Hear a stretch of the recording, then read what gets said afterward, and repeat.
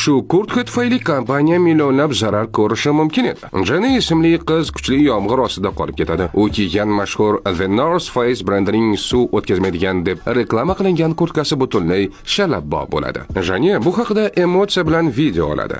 Videoda u shunday degan: "Pulni qaytarishingiz shart emas, faqat chinakam suv o'tkazmaydigan kurtka ishlab chiqaring, va'da qilganingizdek." Video bir zumda viruslanib ijtimoiy tarmoqlarda tarqalib ketadi. Ammo eng muhimi, kompaniyaning bunga bergan javobi bo'ladi. The North Face emotsiyaga berilib, unga javob qaytarishmaydi. Aksincha, ular bu vaziyatni o'z foydalariga ishlatishdi. Yangi haqiqiy suv o'tkazmaydigan kurtkani olib, vertolyot ijaraga olishadi va xodimlaridan birini Jenny ketib qolmasidan oldin uni tog' tepasiga shaxsan yetkazish uchun boradi. Jenny bunday vaziyatdan kutilmagan sovg'adan hayratda qoladi. Hech qachon hissiyotlarga berilmang. Muammoni iloji boricha tez va aql bilan hal qiling. Ayniqsa, obro' va kelajak garovda bo'lsa, inqirozni imkoniyatga aylantiring.